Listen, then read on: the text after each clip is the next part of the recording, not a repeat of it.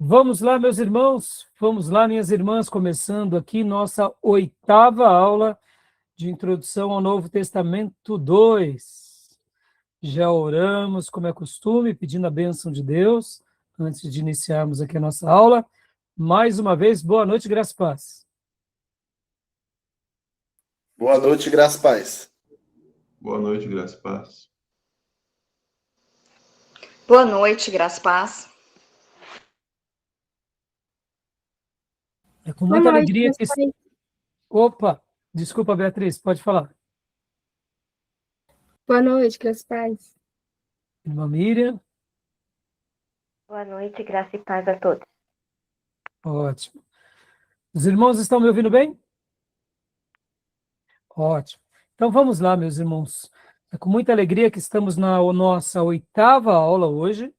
A pauta de hoje será as epístolas de Pedro, ou seja, epístolas petrinas e as epístolas de João ou Joanina. E caso dê tempo, entramos em Judas, a carta e a epístola de Judas. E, querendo Deus, na 9ª aula, fecharemos, né, com o Apocalipse, inclusive. Então, faltam somente essas 4 cartas, né, essas 4 epístolas.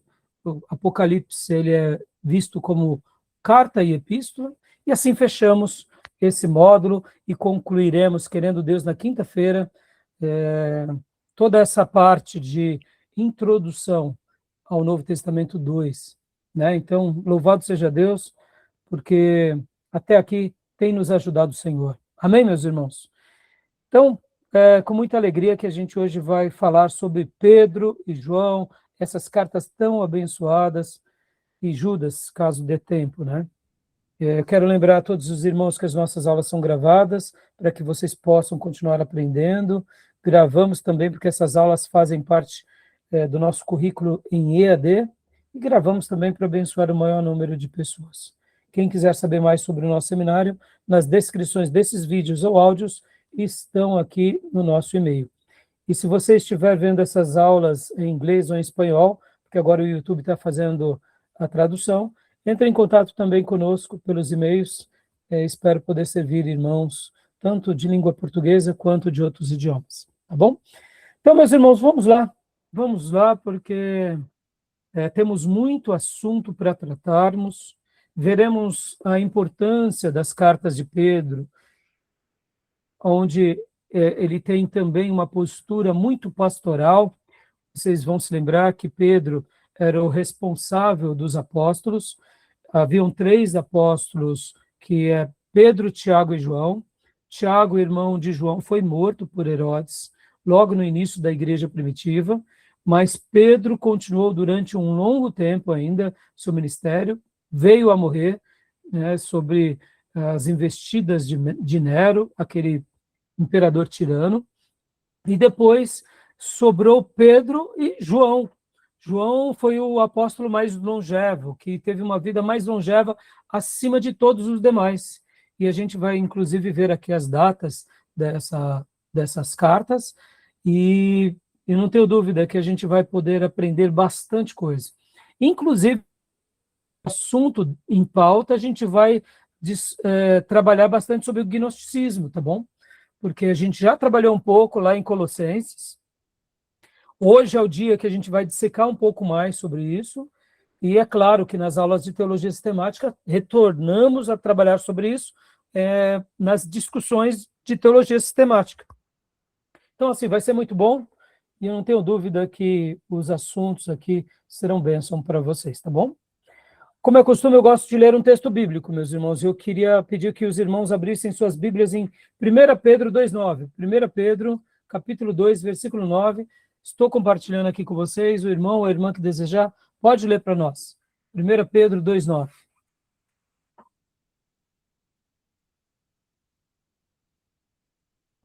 Vou ler aqui.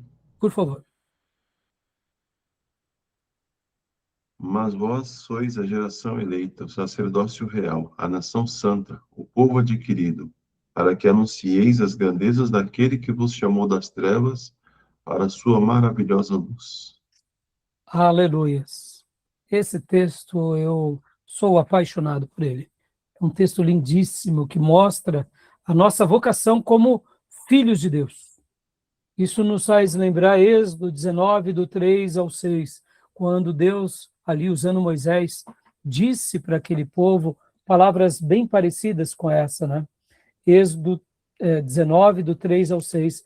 Eu vou ler aqui na minha versão NVI e vou compartilhar aqui com vocês aqui também nessa versão digital. Mas olha só, esse texto é maravilhoso, de Êxodo, da Antiga Aliança. Vou compartilhar aqui com vocês. Êxodo 19, versículos de número 3 ao 6. Vou ler na NVI, mas vocês poderão acompanhar aqui nessa versão que é a Almeida atualizada. Logo Moisés subiu ao monte para encontrar-se com Deus, e o Senhor o chamou do monte, dizendo: diga o seguinte aos descendentes de Jacó e declare aos israelitas, : vocês viram o que fiz ao Egito e como os transportei sobre asas de águias e os trouxe para junto de mim. Agora, se me obedecerem fielmente e guardarem a minha aliança, vocês serão o meu tesouro pessoal dentre todas as nações. Embora toda a terra seja minha, vocês serão para mim um reino de sacerdotes e uma nação santa. Estas são as palavras que você dirá aos israelitas. Aleluias. O Senhor, leva o povo de Israel em asas de águia, depois diz para eles: guardem a minha palavra, me obedeçam, e vocês se tornarão tesouro pessoal. Serão um reino de sacerdotes, uma nação santa. Aleluia. Então, esses textos nos desafiam a cada dia amarmos mais ao Senhor, né? Tá bom, meus irmãos? Eu deixo esses dois textos aqui para vocês, porque esses textos têm uma correlação. Um na Antiga Aliança, outro na Nova Aliança. Um revelando a graça de Deus ao povo lá no deserto, e agora, na Nova Aliança, Deus se revelando a todos os seus filhos, a todos os seus servos, de todas as gerações, mostrando: vós sois a geração eleita, o sacerdócio real, a nação santa, o povo adquirido, para que anuncieis as grandezas daquele que vos chamou das trevas para a sua maravilhosa luz. Amém, meus irmãos? Somos esse povo. Louvado seja Deus por essa vocação. Tá bom? Deixo esses textos para vocês, porque hoje a gente vai aprender bastante sobre Pedro, sobre João, e caso dê tempo, sobre Judas, e vai ser uma delícia aqui estudar essas cartas com vocês. Tá bom? Lindo esses textos, não? Querem fazer algum comentário?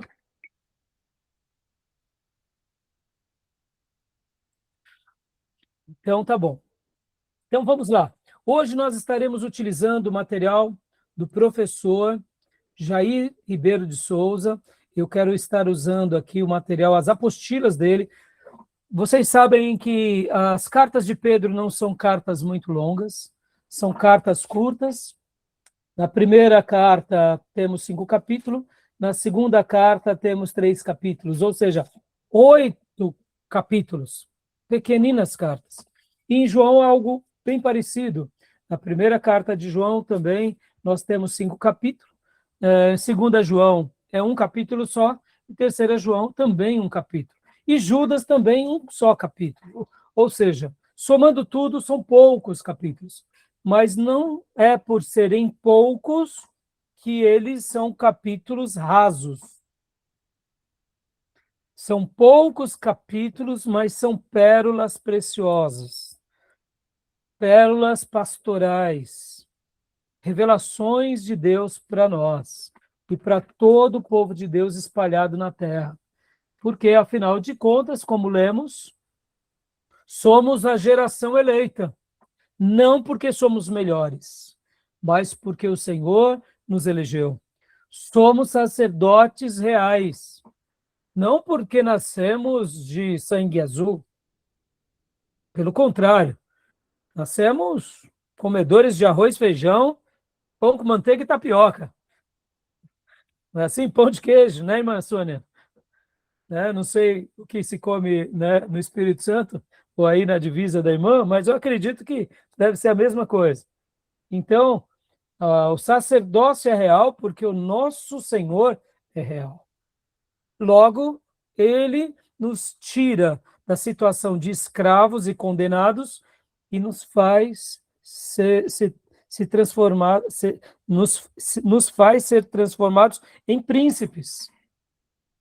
Somos uma nação santa, não porque outrora tínhamos nascido ali no paraíso, mas agora nos tornamos nação santa porque Ele nos ajuda.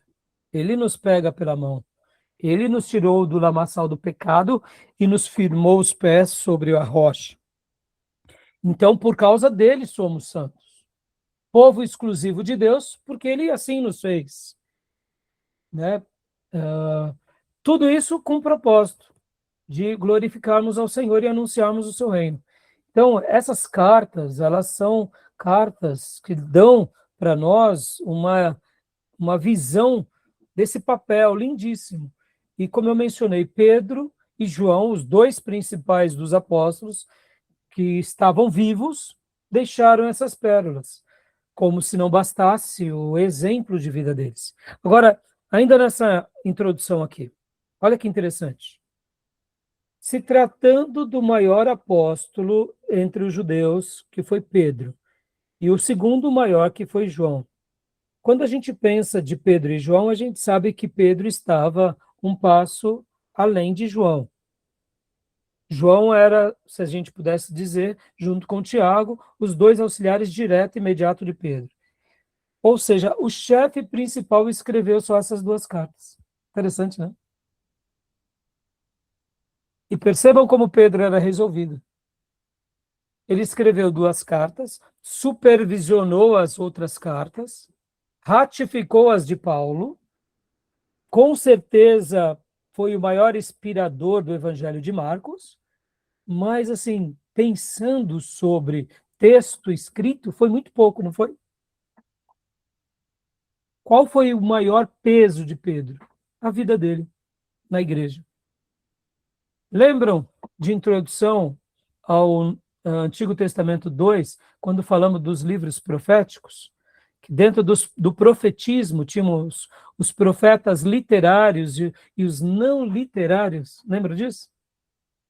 Então, Pedro, poderíamos dizer que o papel dele foi muito mais presencial, pastoral, supervisor, do que escritor.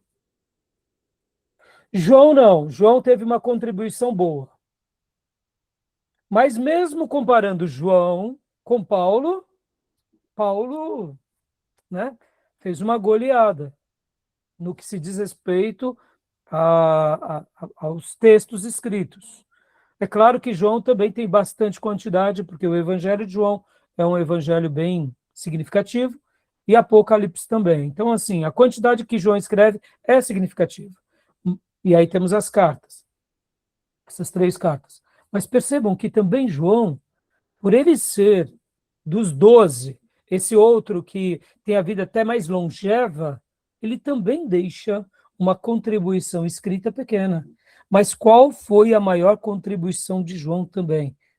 Pastoral, a presença. Com certeza, João ratificou todos os outros textos junto com Pedro, valorizando, apoiando, mas a maior contribuição deles foi a vida deles ali, enquanto a igreja primitiva estava sendo vivida, desenvolvida, a revelação estava sendo dada. Então, percebam que, como é lindo ver que uma pessoa de Deus, ela não tem problema de não ser tão usado quanto o outro. Se Deus quis usar Paulo, aleluia. Eles eram resolvidos, eles não tinham dor de cotovelo. Estão entendendo, meus irmãos? Isso é lindo para nós, né? E também isso tira de nós uma cobrança, né? De que nós não precisamos ser bons em tudo. Aliás, meus irmãos, como disse Gordon MacDonald, maldito é o homem que tem todos os dons, porque ele acaba não se tornando bom em nada. Spurgeon dizia, seja especialista numa área e não queira dominar todas as áreas, porque você não vai ser prolixo em nada. Aqui nos apóstolos a gente vê isso. Pedro foi chamado para ser o apóstolo principal dos 12, que levaria a igreja agora aos judeus e aos gentios. Deus levanta depois Paulo, que vai somente aos gentios. E João fazia esse papel com Pedro. E eles foram muito realizados. Cumpriram com todo o propósito de Deus. Que assim seja conosco. Amém? Então vamos trabalhar, meus irmãos? Vamos. Aqui, agora, no material do nosso querido pastor, professor Jair Ribeiro de Souza, eu estarei compartilhando com vocês aqui a Cartas de Pedro, tá bom? Cartas de Pedro. Não vai dar para a gente examinar tudo, tá bom, meus irmãos? Porque essa apostila ela é bem vasta. A gente vai pegar os pontos principais, tá bom? Então, vou compartilhar aqui com vocês informações gerais sobre o autor, data e local, propósito e destaques. Carta ou Epístola de Pedro, como eu mencionei, do professor Jair Ribeiro de Souza, aulas que ele deu no seminário, estou dando a fonte e prestigiando o nosso mestre, porque essas apostilas estão maravilhosas, tá bom? E eu oro para que em breve tenhamos os livros do professor Jair e que ele continue abençoando o povo de Deus, as igrejas, os pastores, com esses materiais tão importantes, tá bom? A letra está de bom tamanho para vocês? Deixa eu aumentar mais um pouco aqui. Ficou melhor, né? Então, vamos lá. Beatriz, por gentileza, faça as honras para nós. Vamos estar lendo e saltando algumas porções, mas leia para nós, por gentileza, filha. O apóstolo Pedro. A autoria da primeira epístola de Pedro não está envolta em dúvidas e questionamentos, como acontece com outros escritos bíblicos. O autor começa o texto se apresentando, Pedro, apóstolo de Jesus Cristo, 1 Pedro 1:1. A seu respeito, o Novo Testamento nos fornece muitas informações. Seu nome original era Simão, a abreviatura de Simeão, nome hebraico que significa famoso. Dá só uma pausa aqui.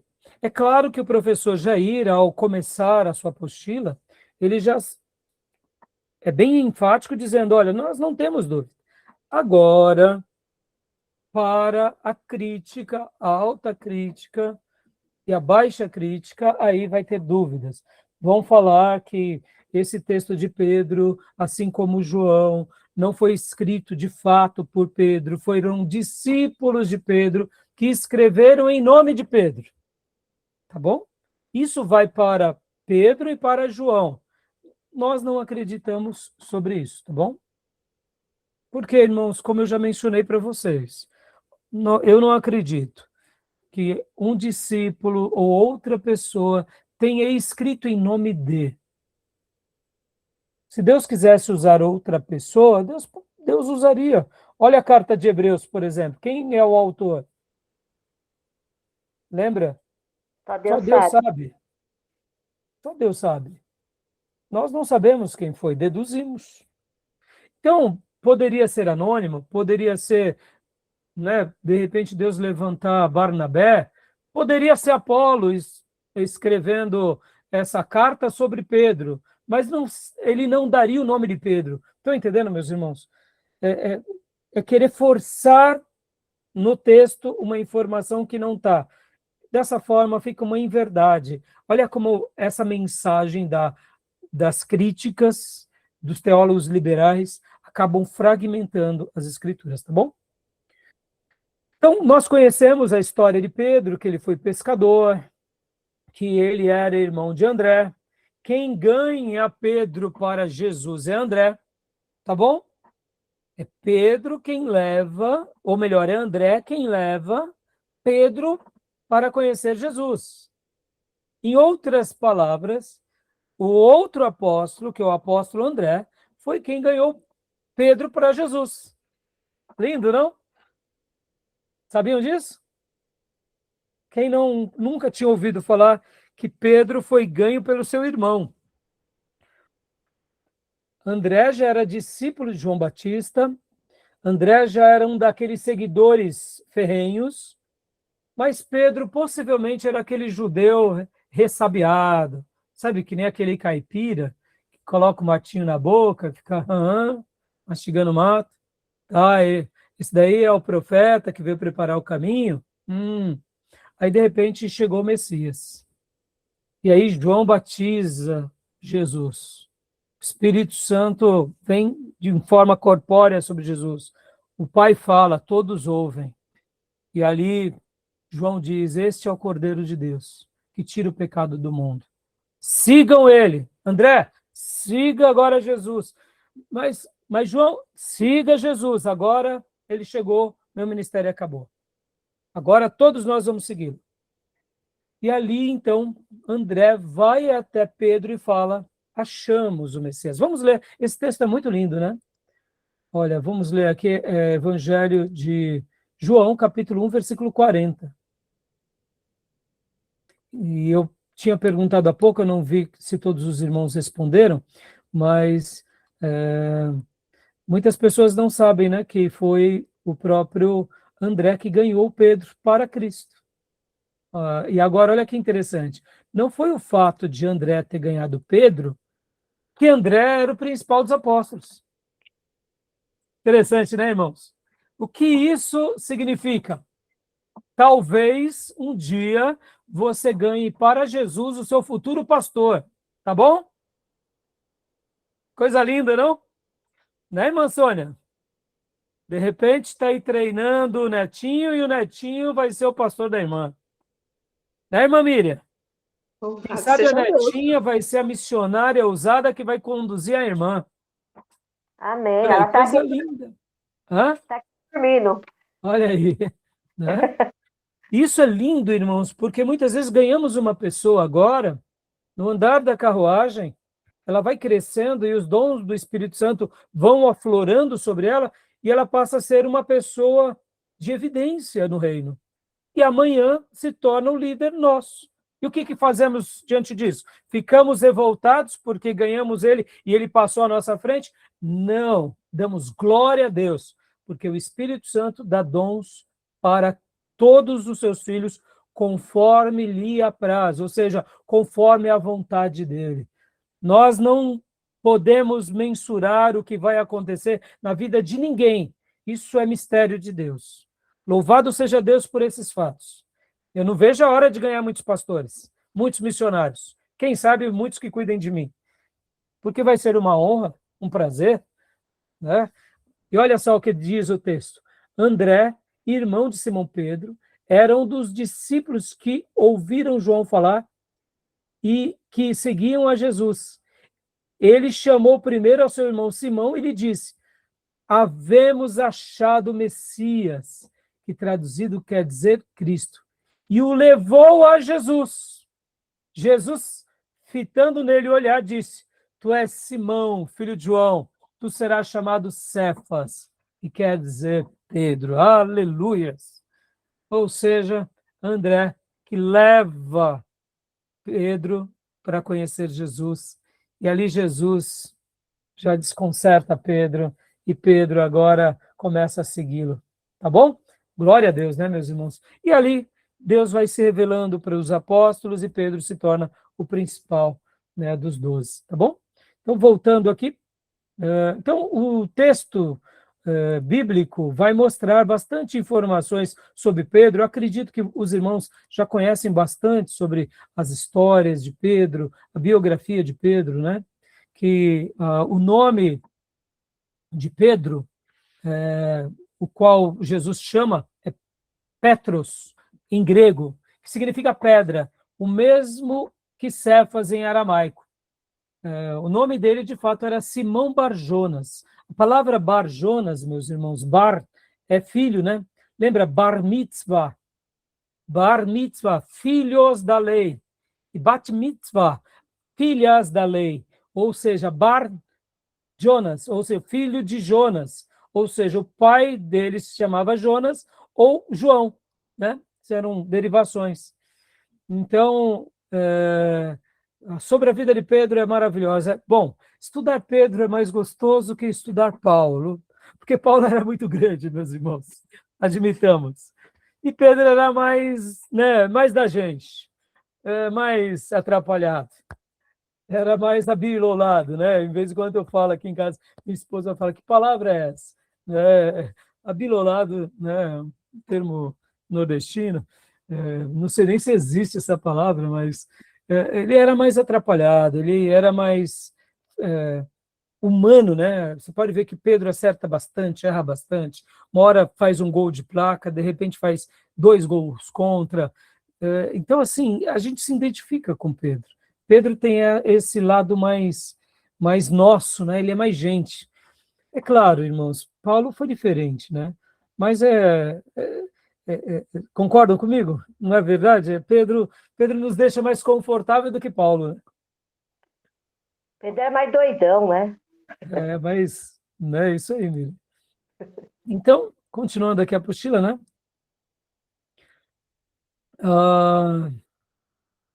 Queria destacar aqui, pode ler para nós aqui, irmã Miriam, não, irmã Beatriz, quando conhecemos o Senhor?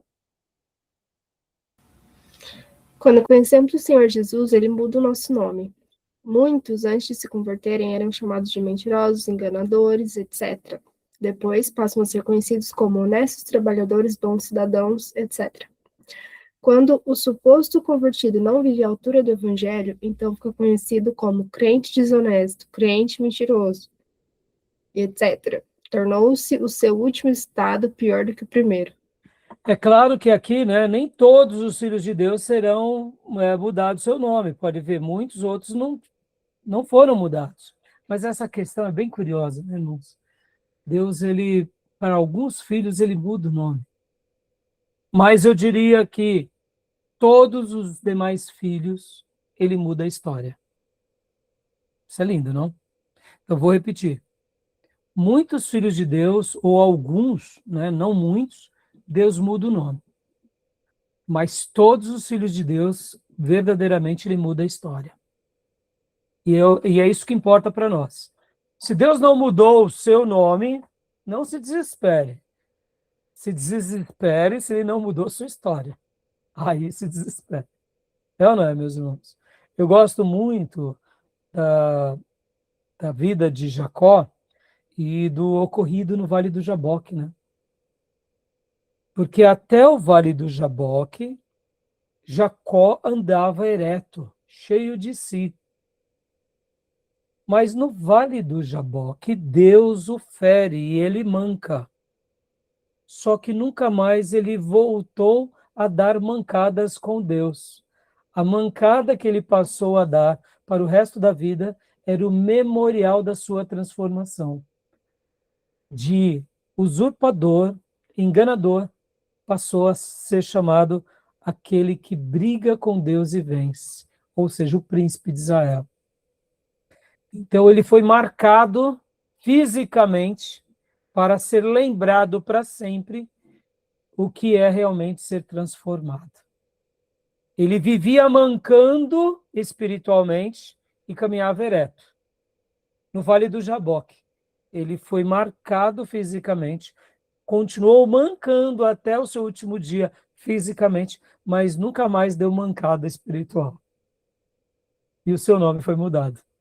Interessante, né, irmãos? Então, tem coisas que nós não entendemos, não compreendemos. Uma coisa é fato, se Deus não mudou teu nome, o importante é que ele tenha mudado a tua vida e a minha. Agora, se não mudou a nossa vida, que a gente possa ir para o Vale do Jaboque e que Deus possa nos marcar. Não é verdade? Porque o importante é ser mudado por Deus. Tá bom? Bom, Pedro era casado, né, meus irmãos? Como vocês sabem, essa ideia de que o Papa é casado, aqui é um caroço de angu gigante, o papado, né? Percebam, irmãos, o quanto o catolicismo romano e ortodoxo grego nos decepcionam, né? nesses pontos. Porque mesmo que o celibato seja algo muito bonito, no que se diz respeito à dedicação deles, porque, irmãos, uma pessoa que decide viver para a causa e não ter família, e faz de Deus e da Igreja de Deus o seu novo lar, isso é lindo, admitamos, mas isso não justifica agora essa tradição, principalmente no romanismo, de que todo líder tem que fazer parte do celibato e, principalmente, o Papa não pode ser casado. E aqui fica uma palavra minha, né? Por que o catolicismo ele criou, né? Vocês vão aprender comigo isso em História Eclesiástica. Lembrem-se disso. Durante um bom período na história do catolicismo, os padres casavam, viu? Tinham relacionamentos. O problema é que, como era uma função muito poderosa, os papas continuavam deixando as sucessões religiosas dentro da sua família. Ou seja, era distribuído dentro dos seus próprios pares. E depois de uma crise imensa na Idade Média, eles se reúnem e tomam a decisão do celibato. E por que o celibato foi importante? Para descentralizar essa questão da linhagem. Porque mesmo que um papa seja uma pessoa de muita autoridade, o poder não vai ficar dentro da sua família, porque ele pratica o voto do celibato. Então percebam que a ideia que foi criada de celibato não foi simplesmente para ratificar algo bíblico, mas foi para descentralizar o poder político. Olha como a Igreja Católica Romana ela se envereda por essa questão política, é algo que sempre existiu. É claro que hoje, quando eles não centralizam mais, isso fragmenta um pouco esse poder, porque fica dentro daquela cúpula, mas não fica dentro das sucessões familiares. Porque na Idade Média, irmãos, só dá uma palhinha aqui rapidinho, principalmente ali, quando nós falamos daquele período dos suzeranos, né, dos vassalos, período chamado feudal, a igreja também ela cresceu muito financeiramente sobre essa questão. E ela tomou muito proveito junto com os monastérios. Então, meus irmãos, aqui Pedro, voltando, né, ele era casado. E aqui não temos o que falar, né? Quando eles dizem que Pedro foi o primeiro papa, né? Fica, vamos dizer assim, eu gosto muito de lembrar, né? Pedro era casado, ponto. Ponto. Então, essa ideia do papado, do celibato, não é algo bíblico. Até porque, meus irmãos, o casamento é vital. E há uma bênção no casamento, né? Tá bom? Dizem... vocês já ouviram falar o porquê Pedro nega 3 vezes Jesus? Não? A mascotinha ainda não. A Miriam já, né, Miriam? Então fala para a mascotinha, Miriam. Por que Pedro nega 3 vezes Jesus? Porque ele curou a sogra dele. Entendeu, Beatriz? Brincadeira, tá, menina? Pedro... ele não esqueceu aquele dia que curou a sogra. Não era para ter curado a sogra. Brincadeira, né? Eu amo minha sogra. Ela tem o nome de Sônia, viu, irmã Sônia? Ai, ai. Então, vamos lá, meus irmãos. Continuando aqui, rapidinho, né? Pedro é aquele que o Novo Testamento mostra várias vezes que ele acertou tanto, né? Quando ele disse, por exemplo, leia para nós, Beatriz, essa frase aqui. Pedro pronunciou a mais célebre declaração. Leia para nós. Pedro pronunciou a mais célebre declaração dita por um discípulo. Tu és o Cristo, Filho do Deus vivo, em Mateus 16:16. E também, para quem iremos nós, Senhor? Tu tens a palavra da vida eterna, em João 6:68. Por outro lado, cometeu grave erro ao repreender o mestre, dizendo, Senhor, tem compaixão de ti, de modo nenhum te acontecerá. Em Mateus 16:22. Imediatamente ouviu a mais severa repreensão de Cristo, para trás de mim, Satanás, em Mateus 16:23. Ou seja, Pedro, ele conseguia fazer essas façanhas, né? Ele conseguia fazer um gol de placa e um gol contra no mesmo momento, né? Então, continuando aqui, leia para nós esse outro parágrafo, filha, por favor. Observamos que Simão Pedro saía na frente dos discípulos em qualquer situação, fosse para errar ou acertar. Com isso, conseguia grandes elogios e também repreensões. Pedro teve experiências ímpares, maravilhosas e também fracassos vergonhosos. Vejamos alguns deles. Pode ler para nós. Experiências maravilhosas. Andou sobre as águas, em Mateus 14, 29, e testemunhou a ressurreição da filha de Jairo, em Lucas 8, 51. Fracassos vergonhosos. Duvidou e começou a afundar, em Mateus 14, 30, e repreendeu o Senhor, em Mateus 16, 22. Ou seja, ele vê uma ressurreição e repreende o Senhor. Ele anda nas águas e duvida. Bom, aqui, meus irmãos, deixa eu até fazer um adendo, né? Tem pessoas que falam, tá vendo, Pedro teve pouca fé. Meus irmãos, na história da humanidade, só 2 pessoas andou sobre as águas, tá bom? Uma foi o mestre e outra foi Pedro. Vem cá, você gostaria de afundar depois de ter andado? Eu adoraria, tá bom? É ou não é? Pelo amor de Deus, meus irmãos, a gente vai olhar para o ponto negativo de Pedro, né? Ah, ele duvida. Oh, meus irmãos, mas ele deu uns passos em direção ao mestre. E quando ele vacila, ainda a mão do mestre vai até ele e o tira e ele volta a caminhar. Oh, meus irmãos, Pedro realmente teve umas experiências inenarráveis, não é? Tá bom? Então, vendo aqui, continuando aqui algumas outras experiências, né? Pode ler assim, Beatriz. Aqui seriam os acertos, né, e os erros, tá? Pode ler para nós. Testemunhou a transfiguração de Cristo, em Mateus 17, 1, e negou a Cristo 3 vezes, em Marcos 14, 66 a 72.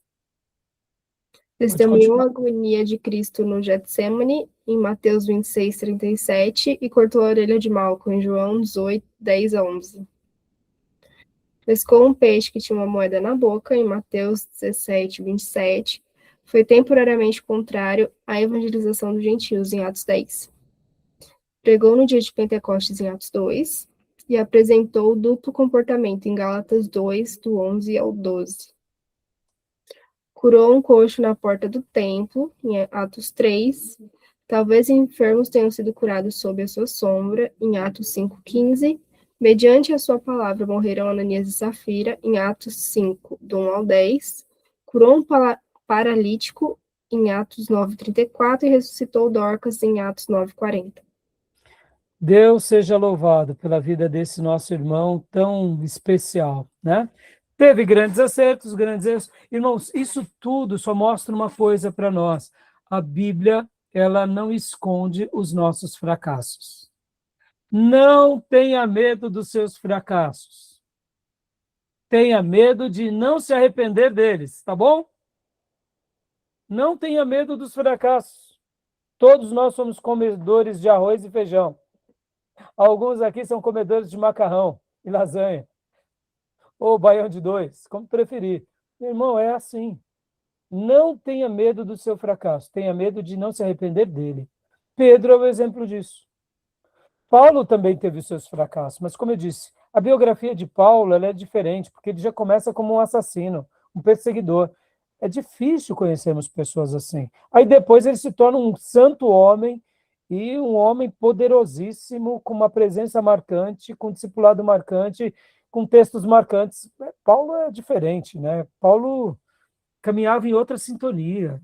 Por isso que a gente tem dificuldade de, eu diria, de olhar para Paulo e falar assim, não, eu sigo os passos de Paulo. É difícil, né? Alguns, talvez, como uma vida criminosa, mas depois que se convertem, geralmente, mesmo depois de uma vida criminosa, não tem uma mudança assim tão notável. Não estou dizendo que não seja uma mudança notável, mas eu digo, de repente se torna um vaso que nem Paulo, não é tão comum, né? Mas, Pedro, é isso tudo, tá bom? E alguma pergunta, alguma dúvida do que lemos? Bom, conclui para nós aqui, Beatriz, por gentileza. Alguns episódios da vida de Cristo foram testemunhados apenas por Pedro, Tiago e João. Até a ordem em que esses nomes aparecem no texto nos mostra a preeminência de Pedro. Lucas 8:51, Mateus 17:1 e Mateus 26:37. Então, isso fica claro, meus irmãos, o quê? O fato deles terem essa primazia, essa importância. E como diz aqui, nesse último parágrafo, leia para nós, Beatriz, por gentileza. O escritor de Atos dos Apóstolos concentrou-se na pessoa e nas obras de Pedro, até o capítulo 12. Afinal, foi considerado como uma das colunas da igreja, em Gálatas 2:9. Então, Pedro foi uma das colunas juntamente com seus outros 2 irmãos, e assim a gente sabe da importância dele na igreja primitiva. Agora, lembrem-se, meus irmãos, não era o fato dele ser o mais importante dos 12, debaixo dele Tiago e João, que eles eram os donos da igreja. Vou dar um único exemplo para vocês. Quando o paralítico pede para ele esmola, o que Pedro diz? Nada tenho, Mas o que eu tenho? isso eu te dou. Bom, agora eu te pergunto, lendo Atos, naqueles episódios, nós vemos que há grandes ofertas que são dadas aos apóstolos, para que a igreja continue sendo sustentada. Pedro não era o administrador? Pedro, então, mentiu ali? O que ele estava querendo dizer? Que o que ele tinha não era dele, meus irmãos. Era de Cristo. Pedro era um mordomo de Cristo. É claro que ali o Espírito Santo estava conduzindo ele para curar aquele paralítico. Mas o que ele estava querendo dizer é o seguinte, olha, eu não posso fazer bondade com o chapéu dos outros. Se Deus quiser que eu te ajude, eu vou te ajudar, mas o que eu tenho não é meu. Mas já que Deus estava dando uma palavra diretiva a ele, então ele entrega a palavra. Mas ele não deixou de ser verdadeiro, porque o que ele tinha não era dele. Logo, o que nós pastores administramos não é nosso, é de Cristo. Somos mordomos. Como cada cristão é o mordomo. E felizes são esses que entendem esse papel dentro da igreja. Tá bom, meus irmãos? Nós somos mordomos de Cristo. Calvino disse que até o nosso corpo não é nosso. Nós vivemos de aluguel e pagamos um aluguel muito barato, porque precisamos só cuidar do corpo. Mas o corpo que temos não é nosso. Por isso que precisamos consagrar o nosso corpo ao dono do corpo, que é Deus. Logo, se o que eu tenho como corpo não é meu, a esposa que é minha também não é minha. E os filhos que são meus também não são meus. E a casa, e a escritura, e o carro, e o gado também não são meus. E a empresa também não é minha. E a igreja muito menos é minha. Percebam que esse mundo materialista, como chamava um professor meu do seminário, capitalista, não é capitalista, é capitalista, porque usa pessoas e valoriza as coisas, né? Pode ver que o nosso mundo é um mundo materialista. Usamos pessoas, valorizamos coisas e usamos pessoas. Mas não é essa a ideia bíblica. A ideia bíblica é o contrário. É usar as coisas e valorizar as pessoas, né? Então percebam como esse mundo capitalista, essa ideia, eu sei que não existe, irmão, mas ela é muito oportuna, né? Mostra que a gente tem que saber disso, meus irmãos. Nada é nosso, somos mordomos, para a glória de Deus, tá bom? Então Pedro era esse mordomo, que agora estava na frente dessa igreja, e essa igreja não era dele. Por isso que nós não podemos jamais cair no engodo de achar que aquilo que Deus nos deu para cuidar é nosso, tá bom? Essa classe não é minha, viu? Vocês são meus. Todos nós somos de Jesus, tá bom? Assim como a igreja. E louvado seja Deus por essa compreensão. Aqui muda tudo. Aí nós nos colocamos no papel de servos e não no papel de líderes de vocês. O líder por excelência é Deus, é o Espírito Santo, é o Pai. E nós estamos a serviço dele, cumprindo o nosso papel e a nossa missão. Tá bom? Tudo bem até aí? Então, Beatriz, leia para nós agora, aqui, por gentileza. Desde o primeiro parágrafo ou a partir do segundo? Primeiro parágrafo. Além de ter trabalhado em Jerusalém, atuou também na Babilônia, 1 Pedro 5,13. Não se sabe ao certo se Pedro esteve na Babilônia, que ficava às margens do Eufrates, ou se isso foi uma referência velada à cidade de Roma. Eu deduzo que ele estava se referindo à Babilônia na perspectiva de Roma, tá, meus irmãos? Porque ele morre, como a gente vai ver no próximo parágrafo, em Roma. E Nero persegue os cristãos em Roma. E a atitude de Nero era muito, realmente, maligna. Então, chamar o Império Romano de Babilônia não era errado, tá bom? Agora, não se sabe, de fato, se ele esteve nessa cidade, quando ele escreve, tá bom? Então, leia para nós agora esse último parágrafo. Segundo Orígenes, Pedro foi morto sob as ordens do imperador Nero depois do incêndio em Roma. Sabendo que seria crucificado, Pedro pediu para que fosse de cabeça para baixo, pois não se julgava digno de morrer na mesma posição que o mestre. A data de sua morte estaria situada entre os anos 64 e 68 d.C. Tá bom, meus irmãos? Então, Nero, sobre a liderança cruel dele, tirânica, ele consegue matar 2 apóstolos, Pedro e Paulo, segundo a tradição da igreja, tá bom? Esses 2 grandes servos de Deus foram mortos por o imperador romano. Tá bom? Alguma pergunta até aí? Então, as cartas de Pedro, de fato, foram escritas por Pedro. A data da sua morte é essa. Então, entendemos que as cartas também são escritas por volta dessa época. Então, agora vamos para o esboço das cartas de Pedro. Pode ler para nós, Diego, por gentileza? Primeira epístola de Pedro. Primeira Epístola de Pedro, esboço. 1. Natureza da salvação. Capítulo 1, do 1 ao 21. Crescimento do cristão. 1, 22, 2, 10. 3. A vida cristã prática. Capítulo 2, 11 e capítulo 3, 22. Exortações diversas. 4, do 1 ao 19. Admoestações aos líderes. Capítulo 5, do 1 ao 14. Tá bom, meus irmãos? Essa é um breve esboço, né, da divisão da primeira carta de Pedro. Existem outras divisões, tá bom? Mas a síntese é essa, ela é bem objetiva, ela é bem pragmática. E agora aqui vamos apenas ler rapidamente, irmãos, depois vocês apreciem essa apostila e todos os detalhes, porque não vai dar tempo de repassarmos tudo, senão vai ficar uma aula muito longa, tá? Aqui no autor, no nosso livro-texto, deixa eu até mostrar aqui para vocês, peguem aí o livro-texto de vocês, do Robert H. Gundry, na página 578, aqui vocês vão ver, né, a data, pode ver, a data de Pedro, 1 Pedro.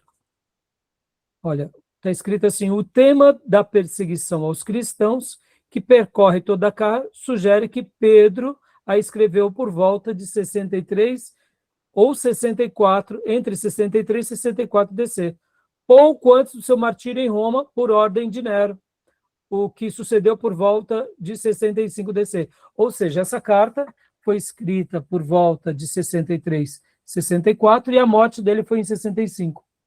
Mas a perseguição pressuposta em 1 Pedro parece não ter se originalizado de uma proscrição do cristianismo por decreto imperial, uma vez que Pedro continuava falando do governo como protetor.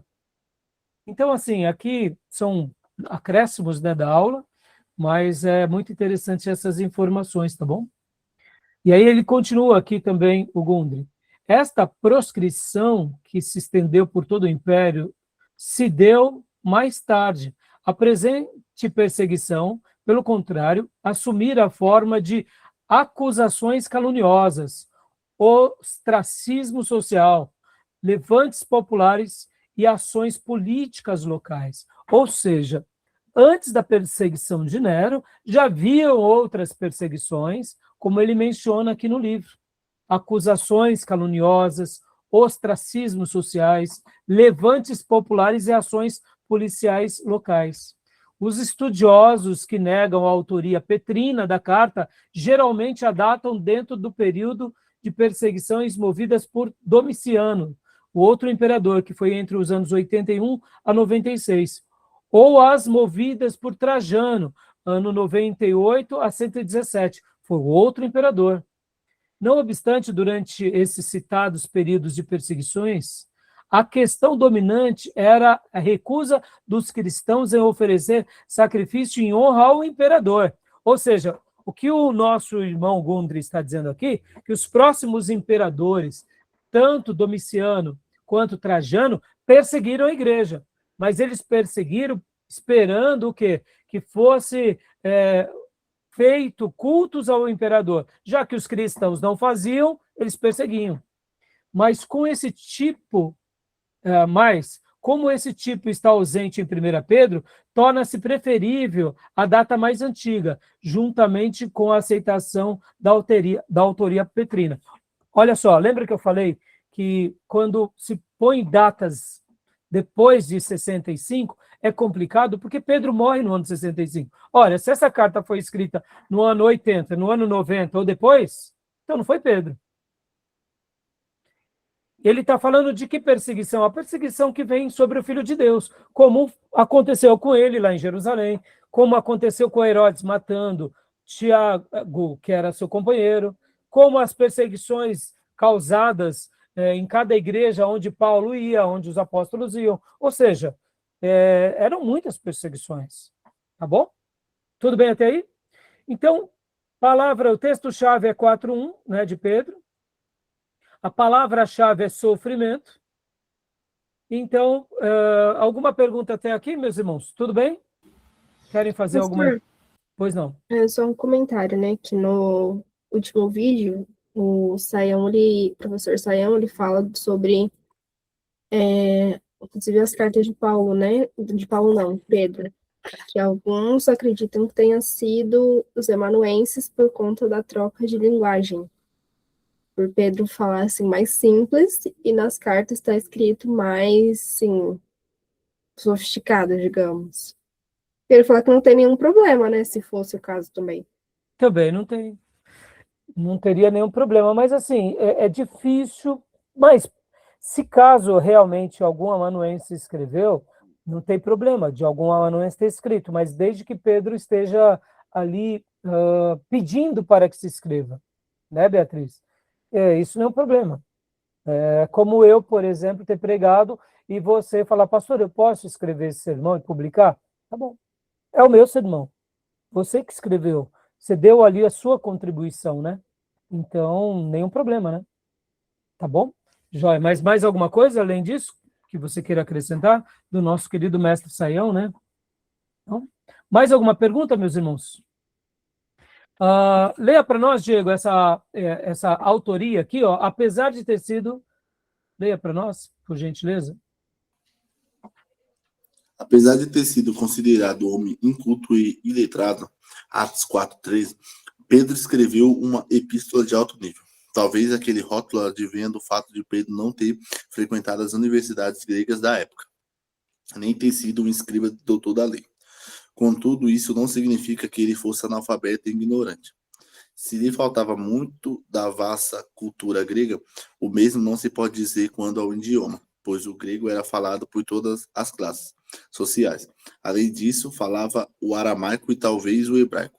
Ou seja, explicando algo que eu já mencionei nas aulas passadas. Quando fala que Pedro é iletrado ou indouto, é porque ele não tinha formação superior. Irmãos, não subestimem, viu, uma pessoa que não tenha faculdade, tá? Aliás, meus irmãos, a capacidade cognitiva de uma pessoa está muito mais ligado a ela do que necessariamente a formação dela. Tem pessoas no passado que tiveram mentes brilhantes e não passaram por faculdades, e eram pessoas muito importantes, que tinham assimilações boas, decoravam, guardavam. Ou seja, se ele tivesse sido treinado numa faculdade, é óbvio que o seu potencial seria muito mais significativo. Então, eu estou falando tudo isso porque muitas vezes a gente tem essa ideia de que se a pessoa não tem, né, a formação básica, ela é um ignorante. Não necessariamente. Não rotule. A pessoa não tem faculdade, ela é ignorante. Não necessariamente. A gente sabe o quanto a vida estudantil ajuda, mas eu posso ser, eu diria, uma pessoa que tirou os diplomas e não aprendeu de fato nem o ensino básico, nem o ensino superior. Eu passei de ano. Ou seja, eu usei ali a memória rápida para decorar e passar na prova. Decorar não tem a ver com aprender.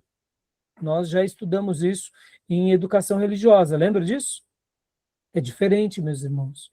A arte de estudar tem muito mais a ver com aprender, não com a arte de decorar, né? Então, assim, Pedro, ele era iletrado, indouto, porque ele não tinha formação superior que nem Paulo. Eram poucas pessoas naqueles dias. Agora, ele falava o grego, falava o aramaico, talvez o hebraico. Eu creio que ele falava o hebraico, porque o hebraico era lido nas sinagogas. E eu vou dizer aqui, na minha opinião, isso é minha opinião, né? Então, coloque aqui as ressalvas. Na minha opinião, Pedro falava grego, falava aramaico, falava hebraico e arranhava no latim, que era a língua do império. Meus irmãos, hoje nós arranhamos no inglês sem perceber? Sim. Mas e se amanhã nós estivéssemos debaixo de uma opressão direta dos americanos? A gente aprenderia rapidinho a falar o inglês, principalmente se tivesse policiais aqui americanos e cobrando da gente e de repente prendendo os nossos, a gente aprenderia em 2 minutos. Por quê? Porque estamos debaixo de um império opressor. Isso vale para qualquer nação que domina a outra, meus irmãos. O dominado, na hora que ele está sendo dominado por qualquer cultura, ele se aperfeiçoa naquela língua. E era o Império Romano que dominava. Era importante você saber o que um soldado romano dizia. Então eu diria que eles arranhavam no latim, tá bom? Pouca coisa? Né? Não era, né? Tá bom? Tudo bem, meus irmãos? Leia para nós aqui, Diego, por gentileza. Como todo bom judeu, Pedro tinha todo o conhecimento da lei de Moisés e demais escrituras do Velho Testamento. A forma do seu texto pode também ter sido influenciada pela mão de Silvano, que foi seu amanuense. 1 Pedro 5,12. Opa, desculpa, pode ler primeiro? 1 Pedro 5,12. O que a nossa querida irmã Beatriz acabou de citar do Saião. Quem era o amanuense? Silvano, ou Silas. Possivelmente, aonde influenciou a literatura dele. Tá bom? Mas mesmo assim, quando estudamos as cartas de Pedro, notamos que não é um grego tão rebuscado quanto era o texto, por exemplo, de Lucas ou de Paulo. Tá bom? Tudo bem? Tudo bem até aqui, meus irmãos? Alguma pergunta, alguma dúvida? Né? Então, agora, como mencionamos, leia para nós aqui, mais uma vez, Diego, a data.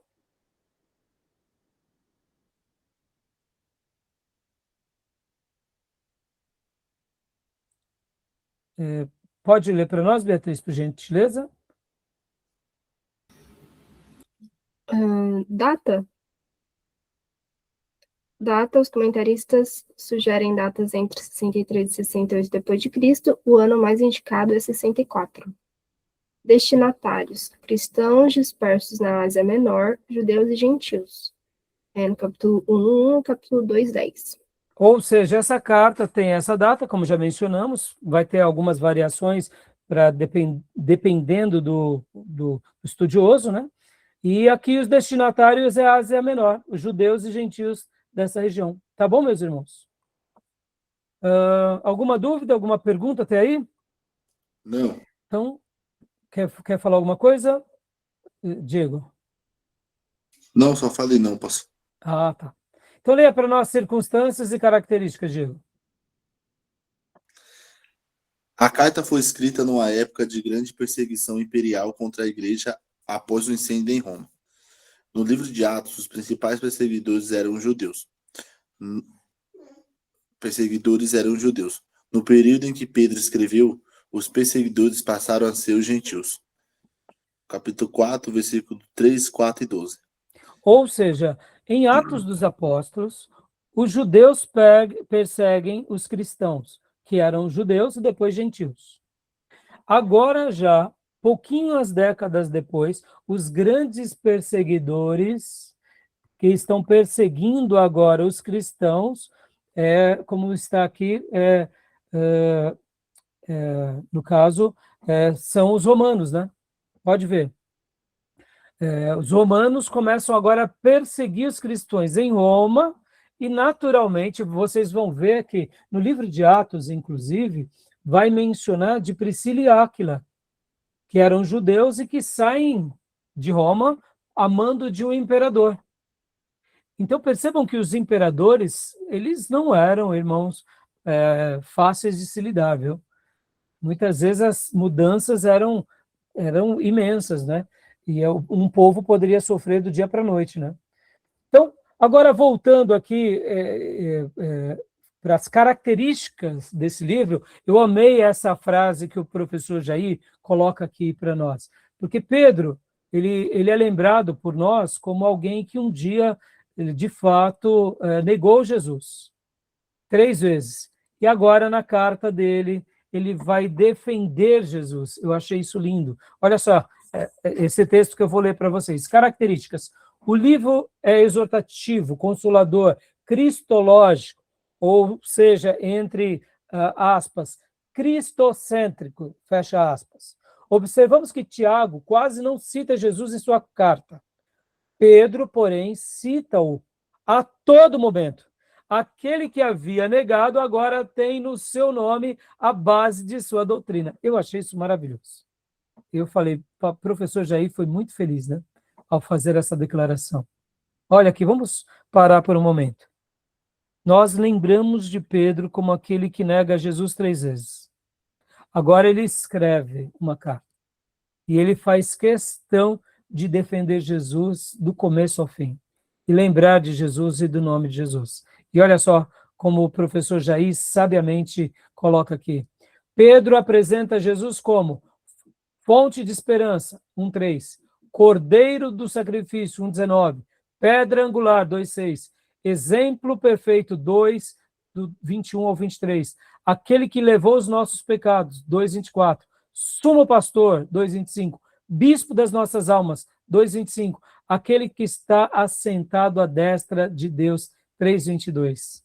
E aí ele agora vem, como se não bastasse, ainda revela algumas coisas preciosas para Pedro. Mas voltando aqui um pouco, meus irmãos, olha, que lindo aqui, que mensagem linda dá nesse contraste aqui, não é verdade?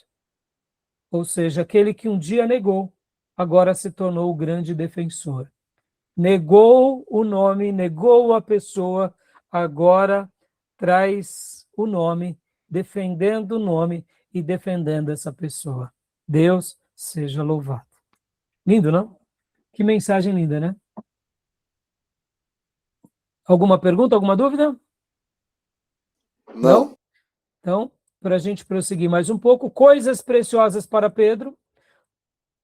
Ele cita provas, 1:17, o sangue, 1:19, pedras, 2:4, Cristo, 2:6, o Espírito Manso, 3:4.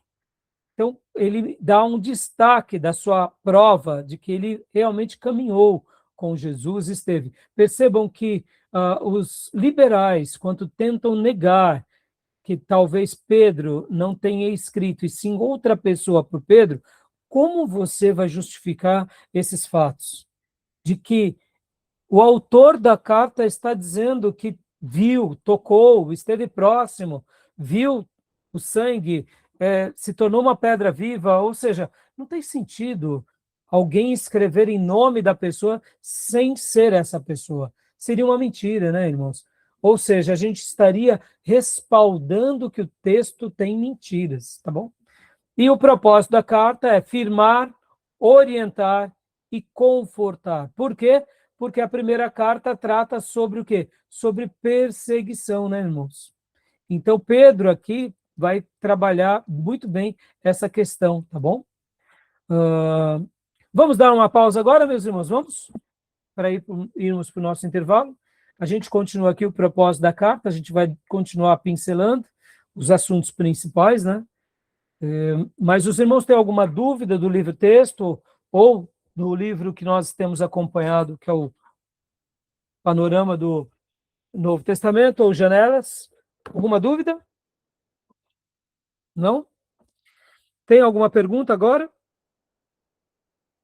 Tranquilo? Então, vamos dar uma pausa para a gente ir para o nosso intervalo? Tá bom? Continuamos aqui o propósito da carta assim que voltarmos, tá bom? Então, vou parar a nossa gravação aqui.